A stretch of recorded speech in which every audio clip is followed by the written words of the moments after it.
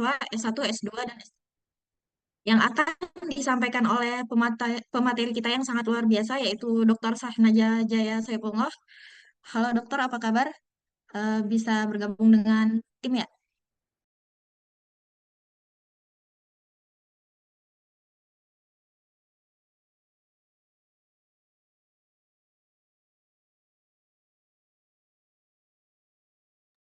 Baik, Alhamdulillah. Apa kabar Mbak Mai? Alhamdulillah sehat Pak.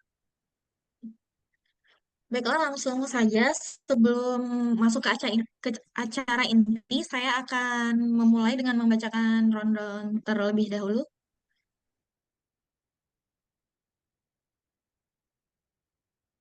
Ya, dipersilakan Mbak.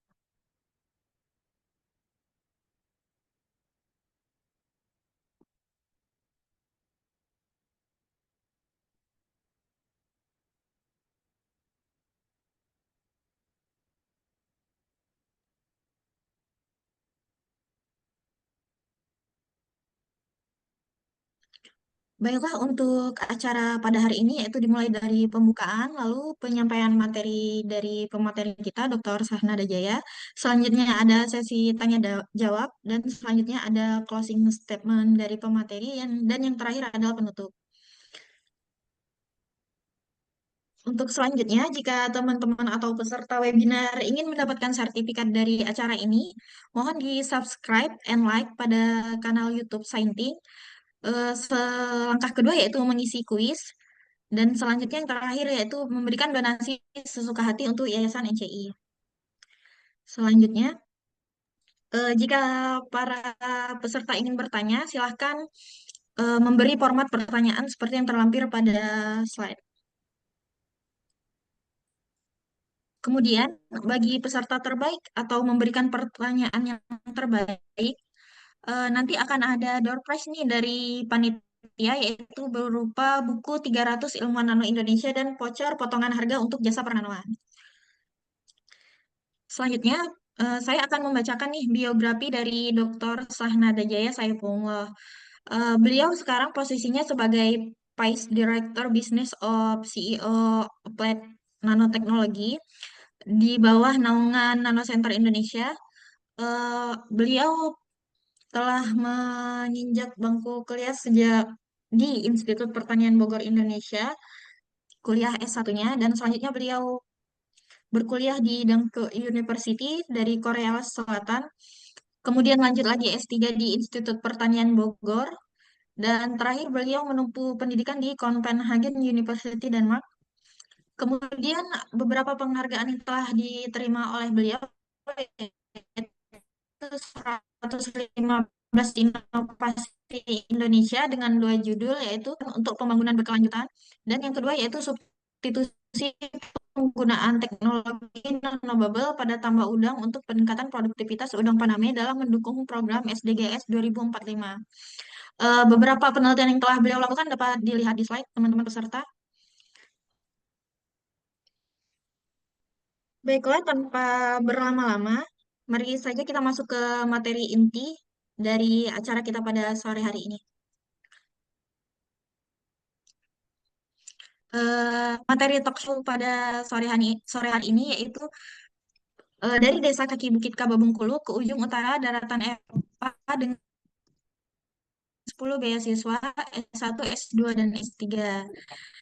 Nah, ini yang akan menyampaikan materi pada kali ini yaitu Dr. Sahnada Jaya. Dokter, apakah bisa menceritakan sedikit tentang latar belakang dokter dan keluarga di Buah Kaki Bukit Profesi Ibu dan Mas? terdengar dengan jelas, Pak. Oh, oke. Oke, Alhamdulillah, puji syukur kita kepada Allah Subhanahu wa taala. Kemudian salawat serta salam kepada junjungan kita Nabi besar Muhammad sallallahu alaihi wasallam. Apa segala apa yang kita punya sekarang ya. Alhamdulillah kita sudah tidak mengenal lagi masa-masa di mana anak perempuan harus dikuburkan ya karena dengan kepercayaan tertentu.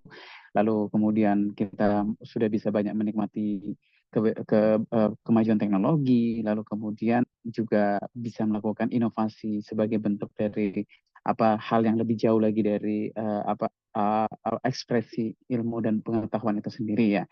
Baik ke apa pertanyaannya tadi dari Mbak Amai, sebelumnya saya ingin menyapa seluruh teman-teman peserta dari Nanotalk yang mudah-mudahan berada dalam situasi yang sangat terbaik ya. Yang pertama karena di penghujung hari kerja, lalu yang kedua karena memang moodnya sedang bagus, yang ketiga memiliki semangat yang tak kenal redup, pun kalau redup berusaha untuk dinyalakan kembali. Semangat apa itu? Semangat untuk mencari ilmu gitu ya. Baiklah. Ya, saya sendiri mungkin teman-teman belum pernah mengenal nama sebuah desa kecil yang namanya Curup gitu ya. Curup kabupatennya itu Kabupaten Rejang Lebong, lalu kemudian berada di Provinsi Bengkulu. Mungkin kalau disebutkan provinsinya baru tahu ya, oh Provinsi Bengkulu. Tapi sorry, I don't have any idea Curup itu apa gitu, di mana gitu ya. Saya ingat betul waktu saya di Bogor, Curup, orang-orang Sunda sih, dataran Sunda udah punya asosiasi dengan kata itu Curup. Curup itu dengan air terjun. Sebenarnya sepertinya mirip ya atau coincidentally sama Curup itu memang latar belakangnya karena kita punya dataran tinggi sehingga memungkinkan punya air terjun gitu ya. Nah, saya punya banyak kesempatan. Yang paling real itu adalah ketika menjadi mahasiswa undangan di Universitas Institut Pertanian Bogor. Itu ketika di momen-momen memperkenalkan diri, berasal dari mana, memperkenalkan daerah, itu orang tidak punya gambaran itu di daerah mana gitu ya. Lalu kemudian ada yang menebak ada di Kalimantan, lalu kemudian ada yang menebak dari Sulawesi dan lain-lain yang jarang sekali yang bisa menebak bahwa itu adalah langsung berasosiasi bahwa itu dari di Curug gitu ya, apa di Bengkulu gitu ya teman-teman.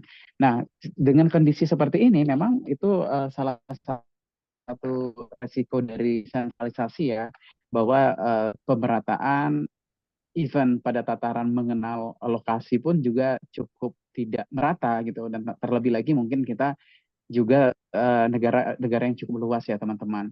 Nah, kalau apalagi kita bicara tentang pendidikan. Nah, saya tidak menutup mata mungkin untuk teman-teman dari daerah yang lain justru mengalami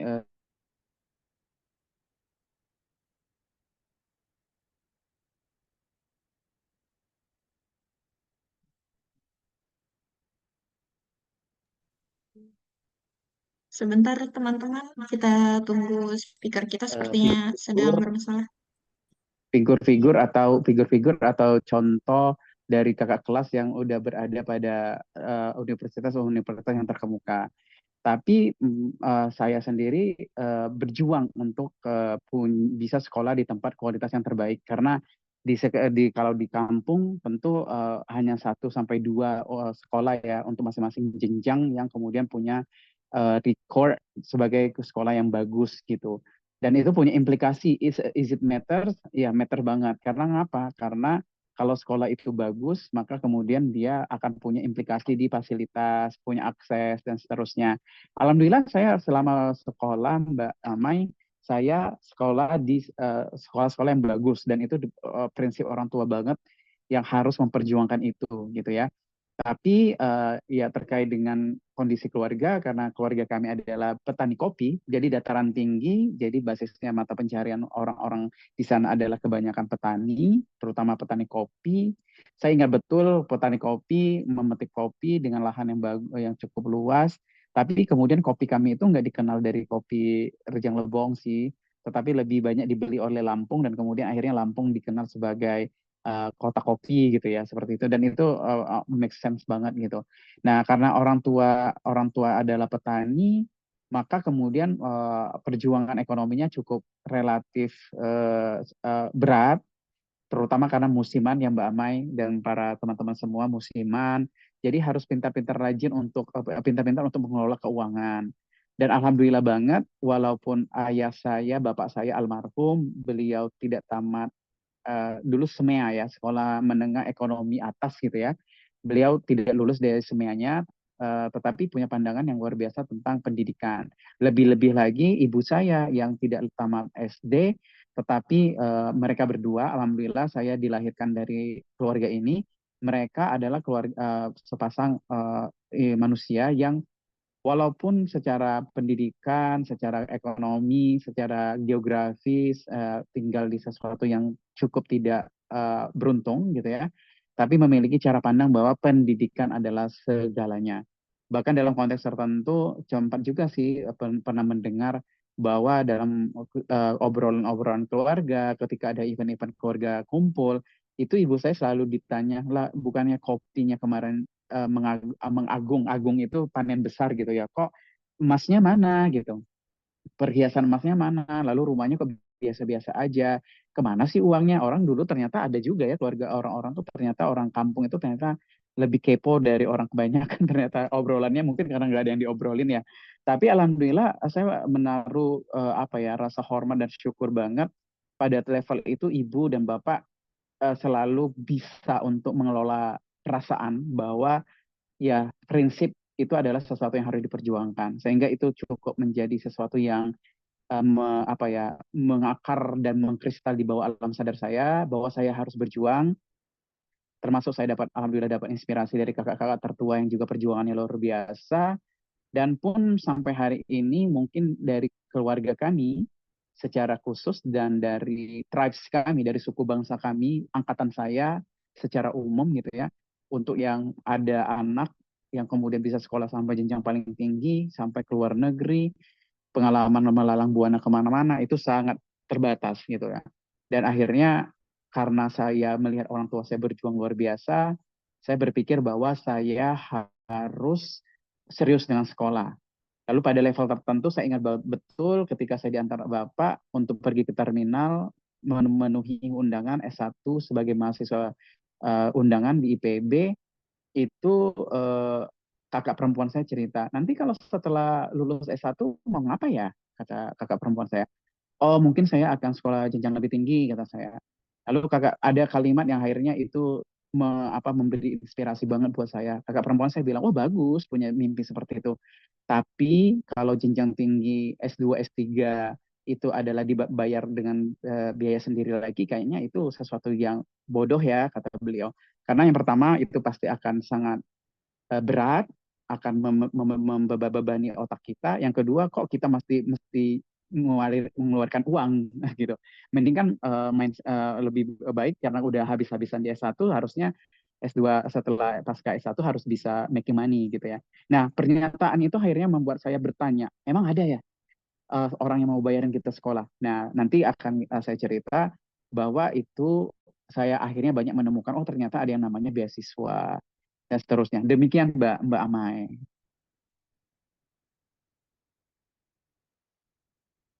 Mudah-mudahan menjawab pertanyaannya. Ada lagi pertanyaannya Mbak Amai? Untuk masih banyak, Pak. Oh, silakan yuk kita habisi. Kita Oke, selanjutnya mungkin bisa di-share sedikit Pak motivasi Bapak untuk mengejar pendidikan tinggi sejauh ini melalang buana ya sampai ke Korea, kemudian terakhir di Denmark yang berjarak kisaran 10.000 kilometer ya dari kampung halaman Oh Bapak. iya jauh Nah, sekali. mengapa sebesar itu ambisinya seperti itu Pak? Adakah pengalaman dunia beasiswa yang tak terlupakan dan mudah-mudahan setelah Bapak share nanti bisa menginspirasi para peserta talk show kali ini? Tentu Mbak, mungkin sedikit menyambung dengan jawaban sebelumnya adalah orang tua saya tuh pernah di SMA tuh pernah ini Mbak, pernah nangis diam-diam ya. Karena pada suatu ketika itu ada kejadian, Mbak juga mungkin masih relate nggak ya dengan siswa-siswa zaman Gen Z ini. Dulu saya pada masa saya itu saya sekolah di sekolah unggulan di kabupaten, lalu kemudian saya masuk juga di kelas unggulan yang luar biasa. Angkatan saya itu saya ingat banget jadi bahan bicara sampai hari ini ya di kalangan guru-guru karena memang angkatan saya 2002 itu banyak banget alumninya yang alhamdulillah cemerlang ya. Lalu kemudian karena saya di kelas unggul, lalu saya juga pernah akhirnya ada guru itu dapat guru-guru yang bagus. Pada suatu ketika ada satu guru yang memberlakukan les tambahan dan dia terkenal banget kalau di kelas itu dia ngajarnya enak, orangnya kalau dia bagi perempuan suka banget nih kalau guru ini datang karena dia orangnya tampan gitu kan. Itu sebagai additional aja. Kalau saya alhamdulillah nggak ada hubungannya atau kesenangan saya atau enggak karena tampan atau enggak karena saya laki-laki gitu ya.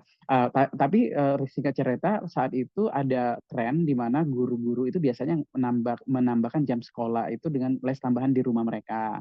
Nah, kebetulan satu guru itu memberikan les juga. Dan saya itu pernah banget ngerasa bahwa saya harus ikut karena saya sedikit lemah di mata pelajaran itu. Singkat ceritanya, saya tidak bisa ikut itu karena nggak punya biaya. Dan kemudian naasnya lagi, saya saat ujian nilai saya itu cukup tidak bagus, sedangkan teman-teman yang lain bagus. Dan teman-teman yang lain bagus itu karena dia les gitu loh.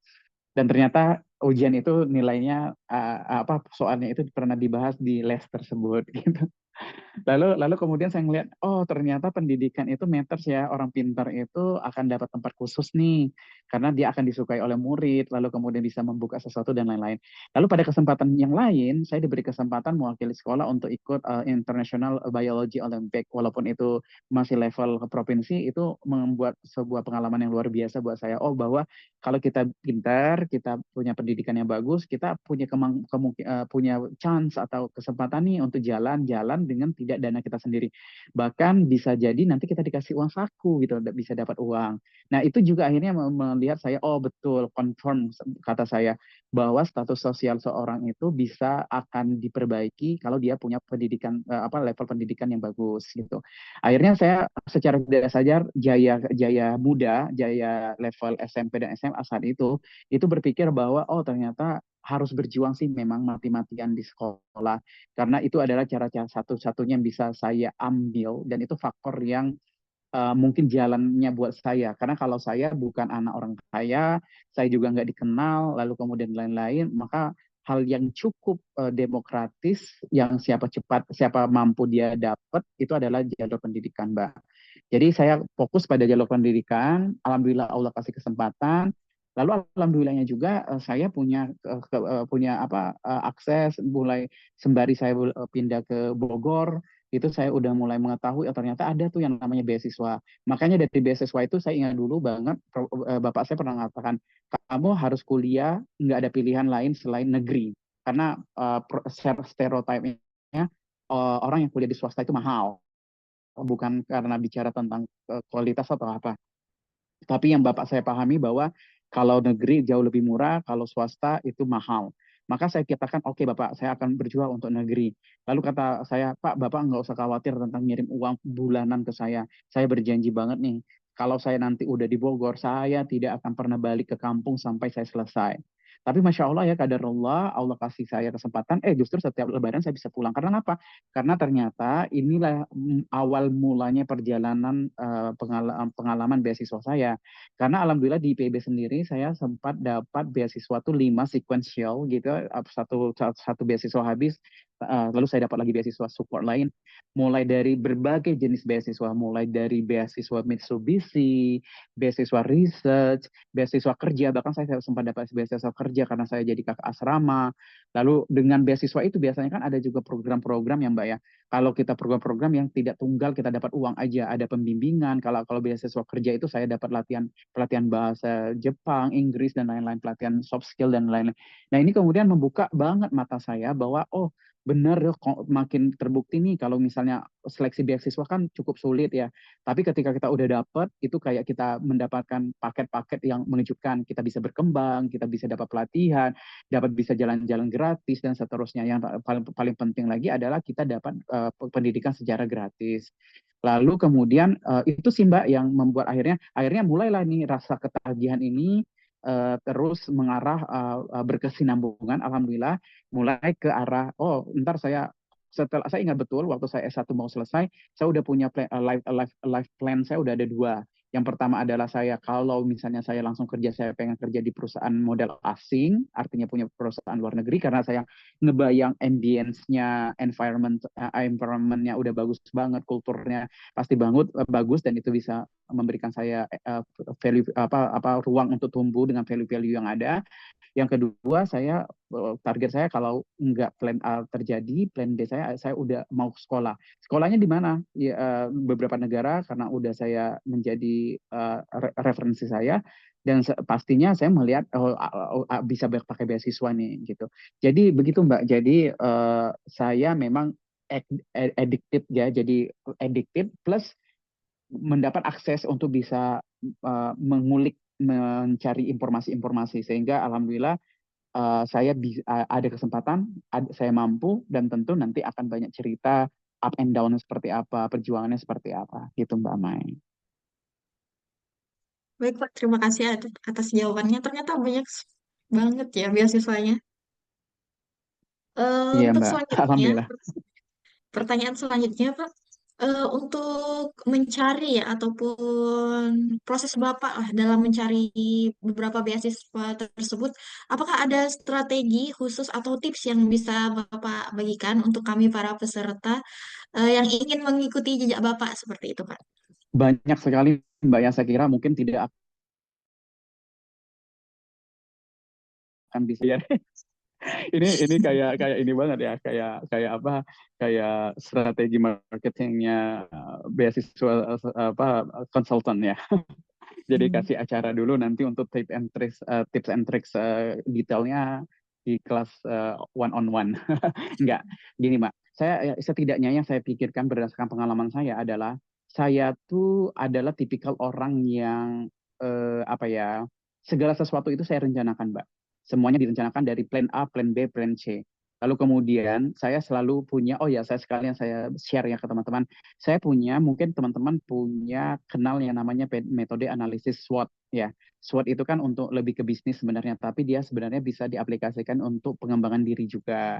Nah, dengan SWOT ini saya melakukan analisa. Oh, targetan saya apa sih? Mau beasiswa di negara Jepang. Dulu saya punya target Jepang sebenarnya, Mbak, untuk S2 saya. Karena ya maklum lah ya, generasi kami dulu itu ada yang namanya Doraemon. Lalu kemudian kalau misalnya teknologi pasti asosiasinya untuk Asia itu ada Jepang. Kalau Eropa itu Jerman. Itu pasti itu apa referensi tujuan studinya orang Indonesia itu terbatas banget tuh di era-era itu. Lalu kemudian karena Jepang, saya menganalisa diri saya. Saya punya kekuatan apa ya? Kekuatan saya untuk bisa meraih Jepang itu apa ya? Oh, saya udah pernah belajar bahasa Jepang dan saya suka banget dan kesukaan kan penting ya Mbak ya karena kalau enggak kan justru jadi stresor yang besar. Lalu kemudian opportunity-nya apa ya? Oh, opportunity saya lab saya di S1 itu punya koneksi sangat besar dengan universitas-universitas Jepang karena memang pembimbing saya sendiri dari Nara Institute ya dari Jepang. Lalu kemudian yang ketiga, gitu Mbak, saya buat SWOT saya sendiri. Lalu weakness saya apa? Oh, weakness saya masih punya keterbatasan nih dengan bahasa Inggris dan seterusnya pada zaman itu. Oh ya, terkait dengan bahasa Inggris, saya sebenarnya punya cerita yang luar biasa nih terkait buat teman-teman yang struggling dengan bahasa. Saya dulu, teman-teman, waktu saya SMA, saya itu punya bad memory banget tentang bahasa Inggris. Dulu singkat cerita saya pernah ada sekolah kelas ya di SMA kelas bahasa Inggris biasa tuh. Saya ingat banget saat itu jamnya kita harus speech di depan kelas menjelaskan apa yang hasil buatan kita sendiri speechnya gitu ya. Nah, harap maklum ya teman-teman nggak tahu nih relate sama teman-teman yang nggak di ibu kota Jakarta atau kota-kota besar di daerah-daerah kecil itu kalau kita bisanya serius banget mau belajar bahasa Inggris lalu kita pengen practice in daily basis gitu ya di hari-hari biasa kita cap-cip bahasa Inggris itu ntar kalau kita ketemu orang lain dibilang Allah so Inggrisan loh gitu ya atau dalam bahasa daerahnya Allah kau asik nian bahasa Inggris bahasa Indonesia beda lurus misalnya kayak gitu kan teman-teman ya. Nah itu teman-teman saya ngerasa banget itu wajar banget sih manusiawi banget itu akan menjadi toksik hal yang paling beracun dalam hidup seseorang.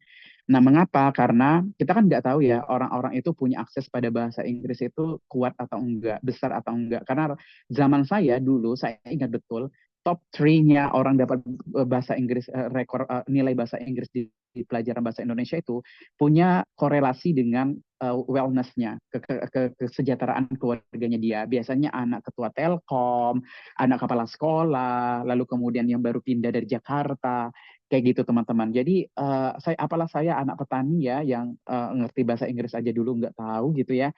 Nah akhirnya pernah banget singkat cerita ketika saya speech pronunciation saya salah. Lalu diketawain tuh. Yang naasnya lagi ada satu guru yang kemudian ikut mencela. Lalu maksud saya adalah apakah teman-teman bisa merasakan perasaan itu? Perasaan itu tentu ibarat bunga layu ya, jatuh terpuruk. Mungkin kalau bukan seorang jaya atas kekuatan Allah berikan, tidak akan menjadi anak yang berbeda melihat bahasa Inggris gitu ya. Tapi alhamdulillahnya itu seorang jaya. Lalu kemudian dengan Allah Subhanahu Wa Taala memberikan saya insight, justru itu menjadi semacam kayak energi buat saya. Saya ingin membuktikan bahwa oke, okay, dengan saya tidak kursus, dengan latar belakang saya anak petani, yang logatnya pun kalau orang Rejang itu punya logat khusus gitu ya, yang mendayu-dayu gitu ya teman-teman. Saya mengatakan someday I will be back ke kampung ke sekolah saya, ke alma mater saya dan saya akan menjadi referensi buat anak-anak bukan anak-anak sekolahnya aja, tapi lebih spesifik akan menjadi referensi buat anak-anak English Club bahwa kalian akan dapat banyak manfaat dari saya karena saya punya pengalaman di bahasa Inggris. Dan alhamdulillah Allah kabulkan itu teman-teman. Dan dari titik itulah saya akhirnya termotivasi, nggak punya duit, saya putar otak, apa kelemahan saya, nggak bisa bahasa Inggris, kelemahan apa, nggak ada uang, oke. Bahasa Inggris itu substansinya, principle thinkingnya itu apa, ide substantifnya itu apa? Berlatih. Maka kemudian saya pikir siapa ya yang mau berlatih? Oh iya, saya kan kelas unggulan. Lalu teman-teman saya banyak tuh perempuan-perempuan terutama dari keluarga kaya, dia kursus bahasa Inggris dan pengen melatih. Lalu ketika saya berbicara kepada mereka, ternyata mereka punya problem yang sama dengan saya. We share the same problem and concern. Apa? Kita butuh media untuk berlatih. Maka kemudian saya bilang, wah ini kesempatan. Ya udah teman-teman kita buat klub rahasia yuk, klub rahasia bahasa Inggris. Nanti kalau teman-teman kita main di waktu istirahat, kita mojok aja di mana di perpus kayak di mana di kantin kayak kita ngobrol bahasa Inggris, lalu sharing tentang apa yang kamu udah hafal bahasa Inggrisnya atau enggak dan seterusnya, kosakatanya dan seterusnya. Alhamdulillah it's work teman-teman. Dan akhirnya saya meningkatkan lagi target saya. Oke, kakak saya sekolah di Unsri. Nanti ketika dia pulang untuk liburan pertamanya, I will greet her in English. Misalnya kayak gitu. Ternyata Masya Allah ya, itulah saya bilang tadi teman-teman, kadang kita tuh harus fokus pada faktor yang bisa kita kendalikan teman-teman. Dalam konteks sebagai individu, faktor yang bisa kita kendalikan itu ada internal. Apa itu? Top factorsnya itu adalah mindset teman-teman. Nah, kebayangkan teman-teman jika seandainya kemarin saya menganggap celaan orang guru saya, teman-teman saya di depan kelas itu adalah sesuatu yang membatasi saya. Maka saya tidak akan bisa untuk bisa belajar bahasa Inggris, mencintai bahasa Inggris, akhirnya punya mimpi untuk menaklukkan bahasa Inggris itu.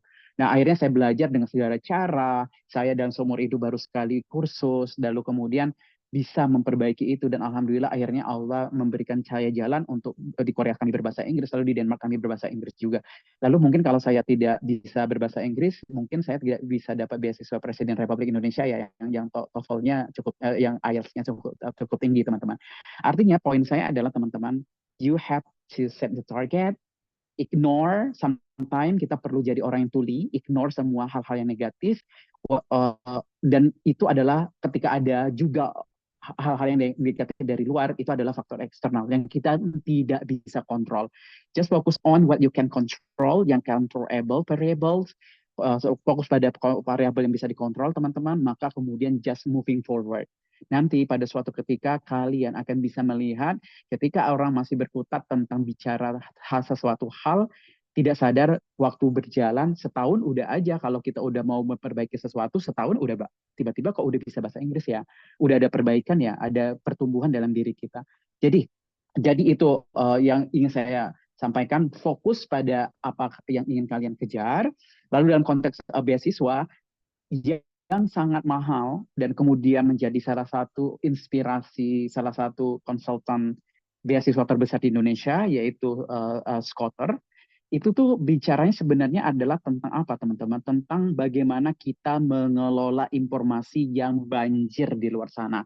Informasi yang banjir maksud saya dalam konteks beasiswa adalah Tidak ada orang yang tidak punya akses untuk bisa mengetahui beasiswa itu gimana sih, syarat minimalnya seperti apa supaya bisa dapat beasiswa. Nah, untuk itu jadilah orang yang proaktif, understand your target, lalu kemudian kalian bisa make a long list of the SWOT analysis, lalu kok coba korelasikan dengan target requirement itu jadi parameter untuk mengassessment kalian.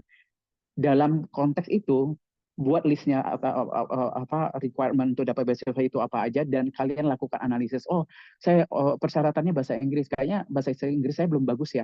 Oke, pasang target. Saya harus mati-matian untuk bisa mencapai target. Lalu apalagi dan apalagi. Dan satu, teman-teman, buat kalian bergabung pada kesempatan ini, satu yang ingin saya sampaikan kepada kalian adalah the most expensive capitals itu apa, teman-teman? Networking, network gitu ya. Nah, alhamdulillah kebanyakan perjalanan saya itu adalah buah dari networking saya yang consciously secara sadar saya buat. Nah, biasanya dengan networking itu bisa kita dapat kita gunakan sebagai modal untuk memperbaiki kualitas diri kita tadi yang berhubungan dengan peningkatan kualitas diri untuk mencapai apa faktor-faktor yang udah di set oleh eksternal faktor itu, teman-teman.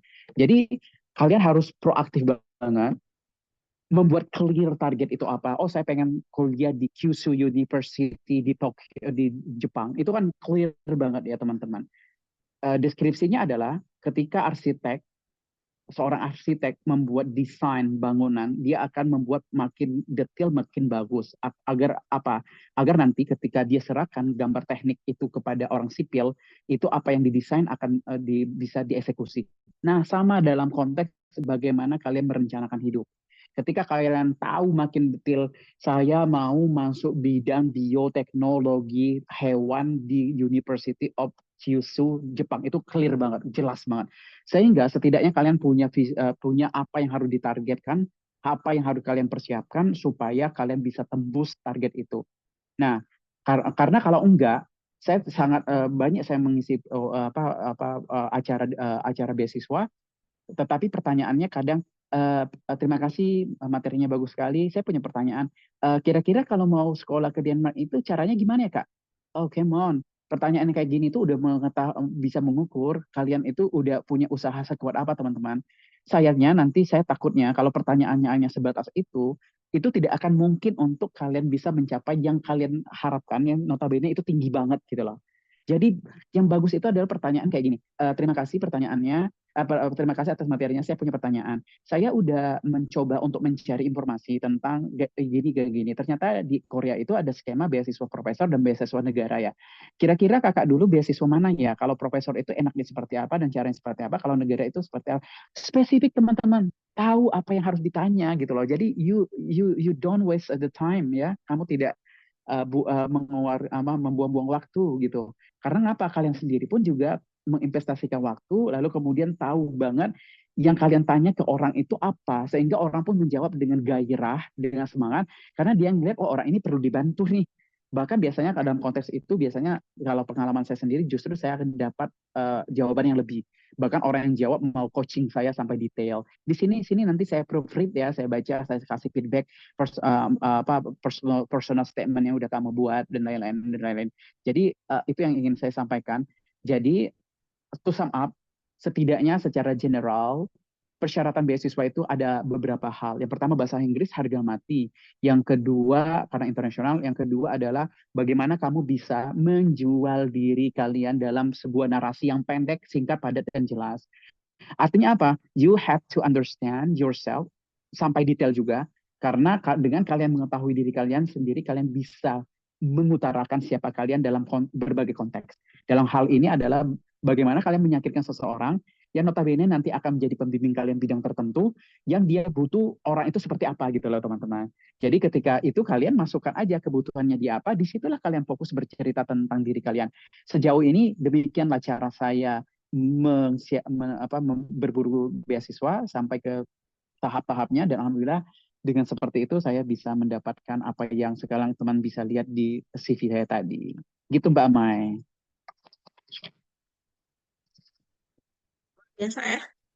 Eh, Baiklah Pak, untuk pertanyaan selanjutnya, dalam Mm-mm. selama Bapak berproses untuk meng-apply ya beberapa beasiswa tersebut, eh, sampai ke luar negeri, Denmark dan Korea, itu bagaimana sih cara Bapak, misalnya ada tantangan atau kendala lah dalam proses apply tersebut, bagaimana cara Bapak mengatasinya seperti itu? Oh, banyak kendala sekali Mbak kalau bicara kendala ya masalah kendala itu misalnya yang paling pusing itu Mbak tahu Mbak Amai pernah melakukan booking tiket sendiri nggak Mbak? Booking booking Ya, tiket booking pesawat ya. tiket pesawat misalnya. Iya, Pak. Sendiri pernah ya. Tapi Mbak Mbak pernah nggak booking tiket sendiri tapi kita menarget harga tertentu. Misalnya harga Oh, yang lagi murah gitu ya. Nah, salah satu roller coasternya kita apply beasiswa itu tuh mirip-mirip dengan kita mengejar target tertentu di dunia maya. Karena ngapa? Karena kadang link yang diajukan itu tidak sesuai dengan apa yang dicantumkan dalam narasi tertentu. Misalnya katanya persyaratan untuk beasiswa ini ada di sini untuk detailnya. Ternyata ketika diklik link ternyata enggak seperti itu. Lalu hal-hal yang lain, informasi-informasi yang lain dan seterusnya dan seterusnya. Nah, hal yang paling menantang dalam konteks ini adalah tentu menyiapkan beberapa requirement yang dibutuhkan ya, kayak misalnya bahasa Inggris kita harus buatnya sekarang, lalu ntar di proofread kemana-mana, orang yang kita minta bantuan untuk bahasa Inggris justru tidak tidak support gitu ya, tapi kita harus punya harus berjuang untuk itu, lalu kemudian apa mencari beasiswanya itu sendiri juga PR. Lalu kemudian kalau di doktoral itu riset plan ya Mbak ya, risetnya harus make sense, tapi kita udah tahu juga bahwa riset itu belum tentu dipakai, tapi karena dia persyaratan harus dibuat seril mungkin, sebagus mungkin, dan seterusnya dan seterusnya. Dan yang paling menarik juga pengalaman saya adalah bagaimana kita membangun korespondens dengan para profesor yang kita tuju itu Mbak. Karena di situ selain kita ada kan beasiswa itu it's not only all about the funding, tapi juga dia di dalam konteks lain dia juga bicara tentang bagaimana kita akan menjadi bagian komunitas dalam konteks atau organisasi tertentu. Dalam konteks ini adalah lab, university, negara dan seterusnya. Yang mana kita akan menghabiskan waktu tertentu beberapa waktu gitu, master 2 tahun setengah, 2 sampai 2 tahun setengah, dokter lebih lama dari itu, yang nanti kita harus punya kehidupan yang nyaman. Jadi untuk berjuang di beasiswa aja itu udah effortnya udah luar biasa Mbak ya. Kayak dalam konteks saya beasiswa Presiden Republik Indonesia itu pendaftarnya 3.000 orang, lalu yang lolos itu hanya 306 orang. Artinya kompetisinya tuh udah tinggi banget dan itu tentu menguras tenaga dan pikiran kita. Nah, kalau saya point of view saya kalau demikian ketika kita menjalankan proses biaya sekolahnya itu baiknya adalah we have to make sure bahwa proses sekolah kita itu adalah full with happiness gitu ya, kita bisa enjoy. Nah, artinya kan hal-hal yang kayak gitu tuh perlu kita persiapkan teman-teman, bukan asal dapat beasiswa lalu kita melakukan sekolah lalu kemudian tiba-tiba dapat profesor yang toksik, lalu dapat atau lingkungan belajar yang nauzubillah min zalik gitu kan dan seterusnya. Jadi memang banyak banget berbagai aspek itu challenging, tapi ketika kita analisanya tadi menjawab pertanyaan sebelumnya, yang kita persiapkan itu detail banget. I do believe kita kita akan bisa menyelesaikan seluruh masalah, Mbak. Apalagi misalnya ada kutukan, ada yang orang bilang itu kutukan English proficiency ya, either IELTS, TOEFL dan lain-lain. Itu biasanya kalau orang yang tahu ya, yang ngerti aja, buat yang ngerti aja, yang sering bimbingan, sering tes berulang-ulang untuk ngecek apakah udah pada angka tertentu dan tertentu. Saya ingat banget kalau TOEFL itu biasanya kalau nilainya itu udah 520 atau 510, untuk bisa 550 tuh pekerjaan besar yang jauh lebih panjang mungkin bisa. Kayak untuk bisa pecah, kalau udah masuk 500 selalu bisa pecah jadi 550 tuh kayaknya sesuatu yang padahal kan skalanya udah sedikit ya Mbak ya. Dari 400 ke 500 biasanya gampang, cepat. Tapi ketika udah masuk fase 500, kredit 500, untuk bisa jadi sampai 550, lalu 570, 600 itu yang lebih berdarah-darah lagi. roller coasternya luar biasa, dibutuhkan effort yang lebih tinggi, besar lagi dan seterusnya. Jadi banyak sih Mbak Amai, cerita-cerita apa perjuangan-perjuangannya, sampai ada juga yang bilang apa orang tidak yakin tentang apakah kapasitas kita bisa untuk tembus beasiswa tertentu. Tetapi kalau buat saya ya dalam konteks ini saya ingin berpesan balik-balik lagi itu terkait dengan bagaimana kamu mendefinisikan diri kamu sendiri dan bagaimana kamu bisa mempercayai diri kamu sendiri. Tentu itu balik-balik lagi ke mindset yang teman-teman. Kalau kalian fokus, kalian percaya, kepercayaan akan membuahkan dan mengarahkan pada keseriusan kita merencanakan dan mempersiapkan segala sesuatunya, maka kemudian saya yakin apapun pandangan orang, sorry, kita nggak butuh pandangan orang. Dalam konteks ini adalah our personal project, kita harus fokus pada diri kita sendiri. Kadang, sometimes kita perlu juga kayak kuda yang hanya ya kuda kuda delman ya yang menutup kiri kanan mata kita karena kita nggak butuh banget pandangan orang pendapat tentang diri kita, ya sorry itu pendapat buat kamu yang mengatakan saya tidak mungkin bisa dan seterusnya. Yang kita tahu bahwa adalah kalau hari ini kita belum punya kapasitas, PR kita adalah meningkatkan kapasitas. Kalau hari ini kita masih gagal beasiswa, maka kita harus mencari strategi lain lagi untuk bisa membuat itu tidak gagal. Itu sih Mbak Amai. Ini maaf, acaranya sampai jam berapa ya? Karena saya belum sholat juga ternyata. Mungkin kita 17.30 kita bisa wrap up ya. Oke Mbak Amai, silakan. Silakan cepat ya Pak. Untuk selanjutnya Pak, ada beberapa pertanyaan. Boleh. Kemudian, bagaimana sih pengalaman Bapak selama belajar di luar negeri ya, seperti di Korea, Eropa? Eh, apakah ada hal-hal khusus Pak yang Bapak pelajari selama studi di sana dibandingkan belajar di PBB ya yang di Indonesia seperti itu Pak? Ada sih, secara umum di luar sana ada Denmark yang mereka prinsipnya adalah egaliter.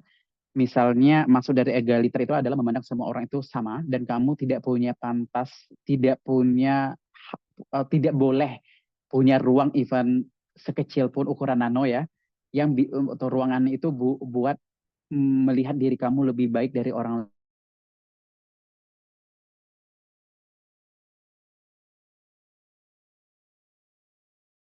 ada yardnya luar biasa besar ya. Lalu ada pagar dan lain-lain di ujung sana. Lalu kalau keluarga royal family dia waving waving the hand itu dada-dada. Nah, seperti itu. Memang itu kan lebih kepada sistem ya. Nah, kalau di Denmark itu kerajaannya itu Mbak, pintu pertamanya istana itu langsung bersentuhan dengan jalan-jalan lalu lintasnya rakyat. Jadi seegaliter itu Mbak. Jadi uh, dari situ saya menilai bahwa masya Allah ya kita ada orang komunitas secara komunal gitu, orang yang bersepakat bahwa mereka tidak boleh mengizinkan ruangan setitik pun dalam hati mereka untuk memandang diri mereka itu lebih baik dari orang lain. Makanya tidak heran misalnya ada profesor yang dia tidak mau dipanggil profesor. Misalnya dalam konteks itu ya teman-teman, saya nanti kan ada kalau perspektifnya adalah kultur itu kan debatable ya. Akhirnya balik-balik nanti inamal a'malu biniat gitu ya. Tapi maksud saya menjawab pertanyaan ini banyak seperti itu Mbak. Lalu mereka juga punya kultur terkait dengan it's not all about you. Kita harus berpikir tentang orang-orang setelah kita, misalnya kayak gitu. Makanya kalau di Denmark itu karena cuaca dingin terus, pintu itu biasanya harus selalu tertutup. Karena pintu tertutup kan nggak selalu selalu otomatis yang ada orang harus dibuka. Nah, orang Denmark itu kebanyakan mereka kalau buka pintu, ketika mereka mau nutup pintu belakang, even mereka lagi buru-buru banget, mereka tangannya masih akan menyentuh pintu sampai dia make sure bahwa pintu itu akan tertutup lagi. Karena apa? Yang pertama dia yakinkan kalau misalnya di belakang ada orang lain, dia akan memastikan akan mengurangi orang effort untuk membuka pintu. Yang kedua, pintu itu tidak mengenai orang lain. Jadi care banget tentang dengan environment, lingkungan dan seterusnya. Kalau dari Korea yang saya pelajari adalah tentang pali-pali.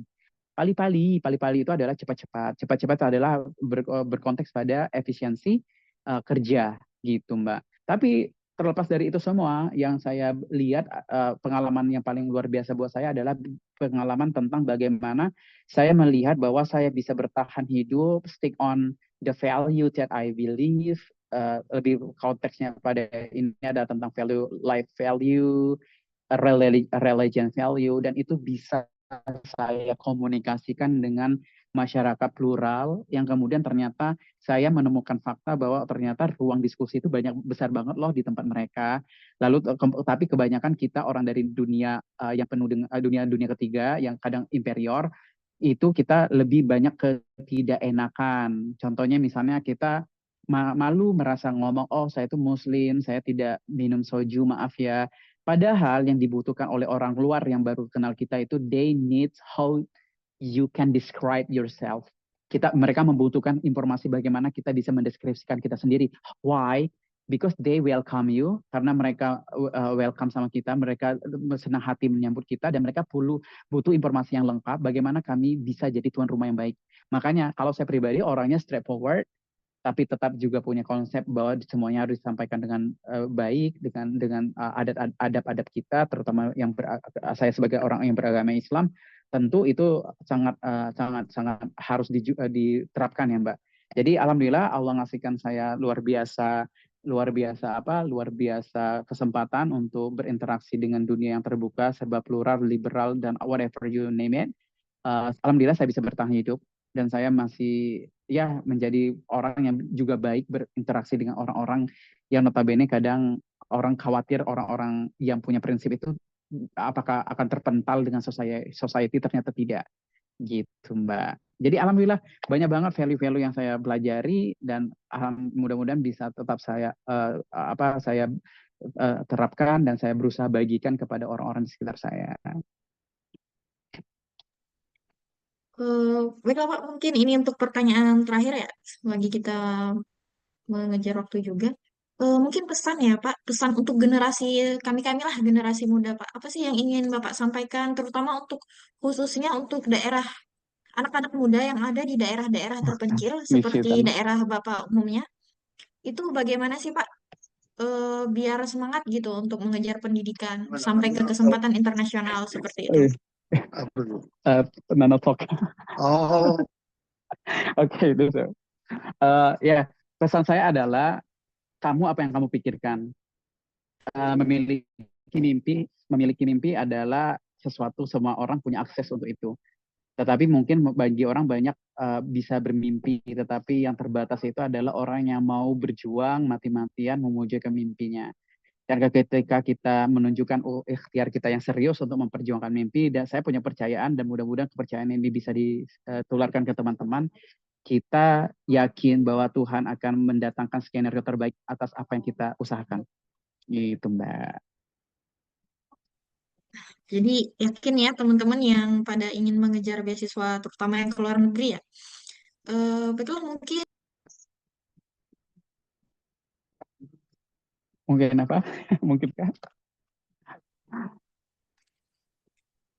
baik Pak, mungkin cukup sekian pertanyaan-pertanyaan dari saya pribadi. Selanjutnya jika teman-teman peserta ada yang ingin bertanya pengalaman nih, pengalaman Bapak Jaya selama sekolah di luar negeri, silahkan teman-teman.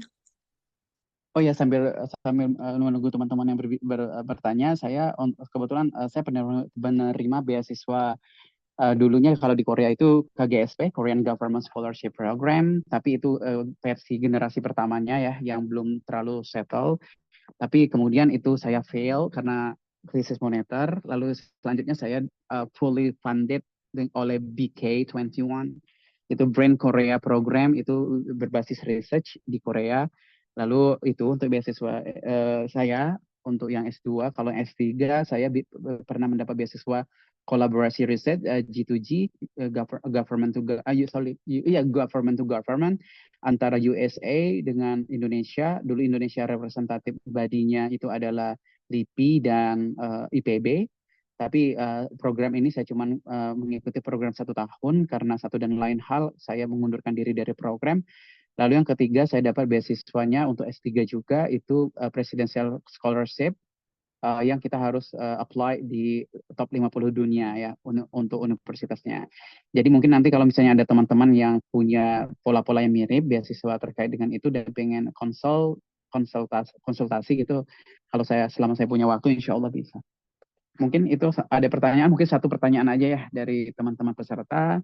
Boleh kalau ingin bertanya, dipersilakan. Baik Pak, ini Hal- ada pertanyaan dari mahasiswa Andalas ya. Dari Siti Nur Irfani Pak, dari Universitas Andalas. Saya bacakan pertanyaannya. Saya adalah mahasiswa yang sedang mengerjakan tugas akhir Pak. Melihat kesulitan dan hektiknya mengerjakan tugas akhir, banyak mahasiswa yang berpikir 2 kali untuk melanjutkan studinya. Ada tips and trik dari Bapak agar kami mahasiswa akhir ini memiliki motivasi melanjutkan studi bahkan studi abroad. Terima kasih Pak sebelumnya. The war Silahkan. is only for the war is only for the brave guys. Dunia ini hanya untuk orang-orang yang berani, teman-teman. If you already define, jika kamu telah mendefinisikan bahwa you will face the same situation in terms of the study, kalau kamu udah mendefinisikan kamu akan mendapatkan pengalaman yang sama terkait dengan apa yang kamu sedang hadapi sekarang, sorry, you don't have any chance to experience another life. Kamu tidak akan punya kesempatan untuk merasakan hal yang mungkin berbeda. You are not God, kamu bukan Tuhan, kamu hanya manusia yang tidak tahu masa depan. Jadi menurut pendapat saya, hanya informasi buat kalian teman-teman. Salah satu saya memahami ada kejenuhan menyelesaikan tugas akhir. Tapi tahukah kalian, salah satu hiburan saya itu adalah mengganti rutinitas dengan cara apa? Salah satunya berburu beasiswa. Karena mempersiapkan beasiswa itu tidak seperti kita mempersiapkan hal yang lain kayak mesan Gojek, tinggal ambil aplikasi, dapat makanan. Panjang, the long way to go. Banyak PR-PR yang harus kita siapkan. Jadi nikmati itu, jadikan itu hiburan. Enak kan kalau hiburan akhirnya sambil menyiapkan masa depan. Gitu. Jadi change your mindset, fokus pada cita-cita, berani bermimpi, dan you deserve the world. Oke. Baik, terima kasih. Bagaimana Mbak Siti Nurupan? Mbak Siti sudah jelas ya? Mungkin Bisa, sudah bisa. cukup jelas. Insya Allah bisa. Semangat Mbak Siti studi Semangat akhirnya. Mas Iwi. Baiklah mungkin untuk sepertinya masuk pukul 5:11 ya. Satu pertanyaan lagi boleh tidak Pak? Boleh, boleh. Silakan. The last Oh, one. Ya, silahkan teman-teman. Pertanyaan terakhir.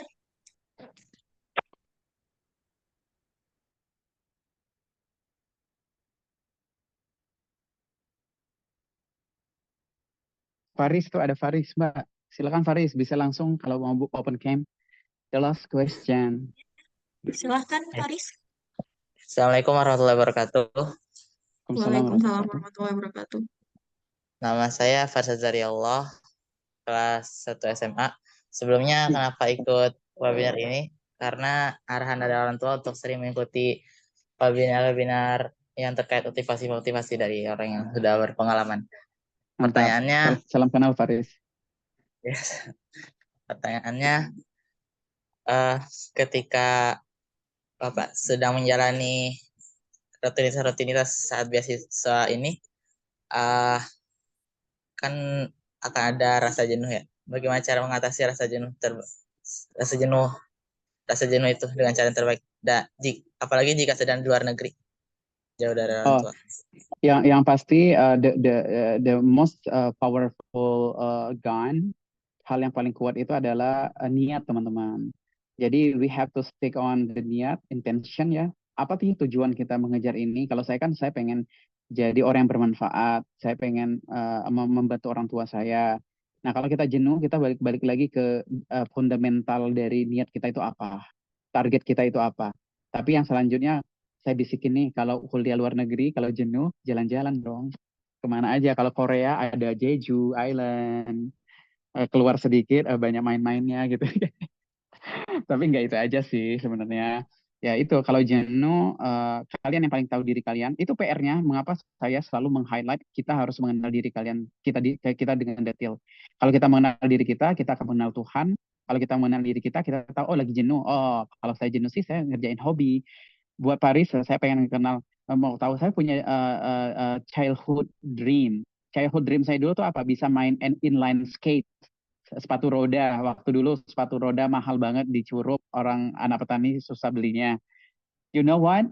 Saya mastery inline skate ketika saya di sela-sela nulis disertasi S3 saya. Saya coba-coba, bisa, seru banget, bisa inline skate, sepatu roda, kayak gitu, bisa bisa kita coping stress kita itu bermacam-macam. You know the exit door. Kamu tahu exit door buat kamu sendiri, Faris. Jadi makanya saya orang Muslim, makanya saya percaya banget dan insightful banget buat saya ketika ada hadis mengatakan kalau kamu kenal diri kamu akan kenal Tuhan.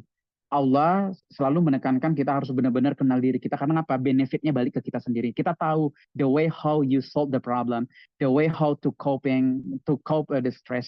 Kita yang paling tahu psikolog, psikiatris itu mediator aja, tapi kita tahu sendiri bagaimana kita mengatasi itu kalau kita tahu banget diri kita siapa. Itu yang bisa saya sampaikan. Terima kasih atas perhatian teman-teman. See you on the top of your success. Saya senang menjadi bagian cerita sejarah kesuksesan hidup kalian. Insya Allah kita bertemu lagi. Mudah-mudahan ini menjadi sesuatu yang bermanfaat. Saya serahkan ke moderator karena saya belum sholat. Saya izin dan silakan nanti ditutup sama Mbak Dwi. Assalamualaikum warahmatullahi wabarakatuh. Waalaikumsalam warahmatullahi wabarakatuh. Mungkin tadi sekalian closing statement ya dari Dokter Jaya karena waktu beliau sangat terbatas. Eh, Mungkin itu ya, Faris, bisa mengisi ya waktu misalnya waktu masa-masa sedihnya dengan menjalankan hobi atau mencoba sesuatu yang belum sempat dicoba waktu masih kecil seperti itu. Untuk selanjutnya, mungkin kita lanjut saja, yaitu pengumuman pemenang. Silahkan admin. Jadi pengumuman pemenang seperti yang kita janjikan tadi akan mendapatkan buku 300 ilmuwan nano.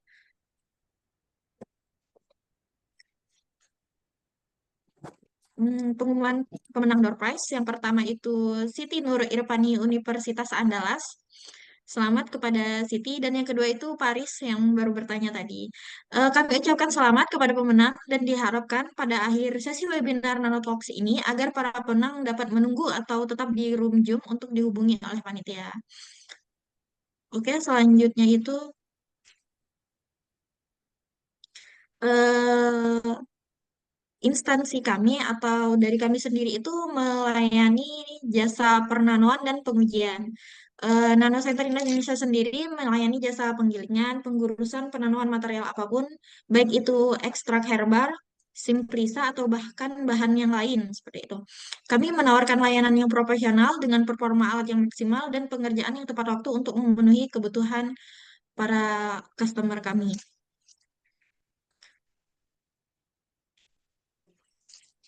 Selanjutnya,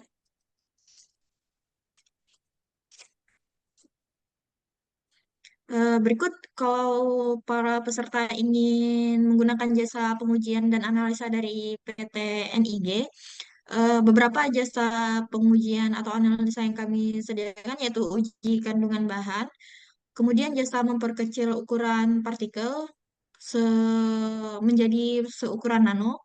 Selanjutnya itu jasa mengukur ukuran partikel tersebut, mikro atau nano. Selanjutnya itu jasa pembuatan nanofiber, yang kemudian itu jasa pengukuran kekerasan material, dan yang ada beberapa jasa lainnya sesuai request dari customer. Eh, untuk hari ini, seluruh peserta pada Nanotalks hari ini mendapatkan diskon 10% untuk jasa pernanuan yang ada di Nano Center Indonesia. Selamat kepada para peserta yang sudah mengikuti webinar kali ini. Bagi teman-teman, silahkan jika ingin silahkan untuk mengisi absensi pada sore hari ini bisa diakses nanti di link tersebut. Kemudian untuk info lebih lanjut nih, jika teman-teman masih kepo apa sih NCI atau NIG, Teman-teman bisa kepoin kita di YouTube Sainting, kemudian di Instagram nanocenter.id, kemudian di selanjutnya ada dua Instagram. Instagram yang kedua yaitu di @nanotechglobal.id. Kemudian kita memiliki web nanocenter.id dan nig.co.id. Dan yang terakhir itu email kita ada di cs@nano.or.id. Mungkin teman-teman cukup sekian acara webinar kita pada kali ini. Semoga webinar kali ini dapat bermanfaat untuk teman-teman, khususnya teman-teman yang lagi ingin melanjutkan studinya ya ke luar negeri ataupun persiapan studi dalam negerinya. Terima kasih teman-teman. Saya akhiri. Wabillahi taufiq walhidayah. Wassalamualaikum warahmatullahi wabarakatuh. Mohon maaf apabila ada salah-salah kata ya. Terima kasih teman-teman. Untuk Aris dan Siti, mohon stay dulu ya, Paris dan Siti.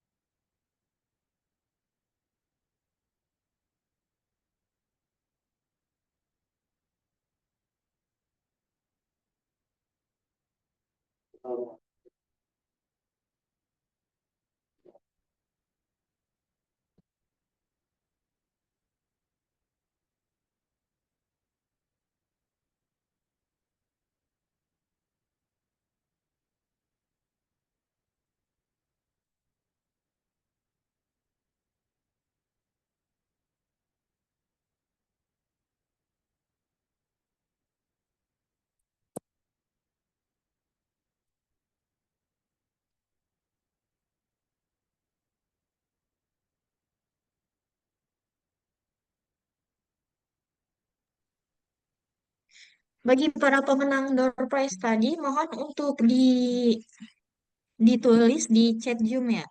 Itu nama, kontaknya, dan alamat tinggalnya. Silahkan untuk Paris dan Siti. Kita bakal kirim door prize-nya.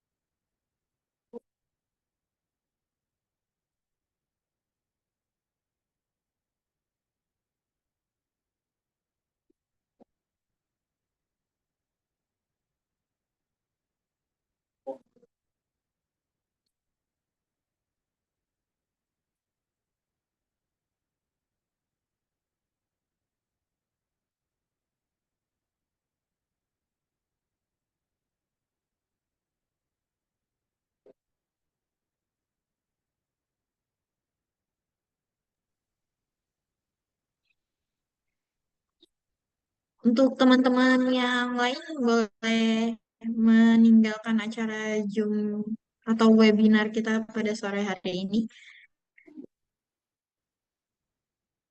Untuk Siti dan Paris segera dilengkapin ya permintaan panitia biar mempercepat proses payment. Ini sudah ada kami Teman-teman. diberikan alamatnya yang Ya, Kak, bisa sebentar. di oke siap.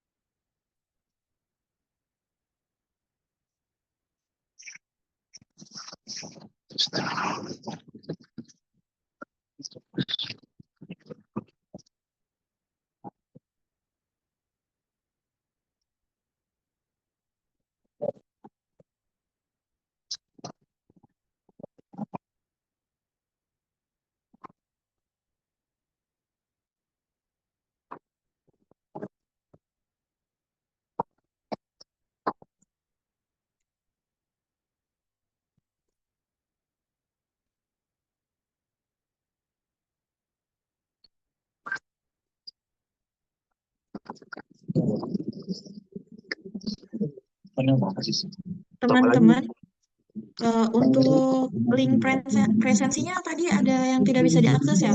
Mungkin untuk di save aja linknya terlebih dahulu, nanti dicek berkala ya teman-teman. Mungkin ada kendala ini. Jadi nanti bisa diakses waktu pas teman-teman pengecekan berkala seperti itu. Teman-teman bagi yang kepo dengan Pak Jaya bisa follow IG beliau @sahnadajaya_saifullah. Ya, terima kasih Paris dan Siti untuk alamat beserta oh ya Sahjaya. Oke teman-teman, IG-nya ternyata Sahjaya Saifullah ya. Iya, Sahjaya Nano top, Saifullah. Pak. Oke, terima kasih teman-teman. Sekali lagi untuk link presensinya silahkan disimpan ya teman-teman. Nanti dicek secara berkala. Kemudian nanti silahkan diisi link presensinya. Mungkin cukup sekian teman-teman. Saya akhiri. Wabillahi taufiq wal hidayah. Assalamualaikum warahmatullahi wabarakatuh. Oke.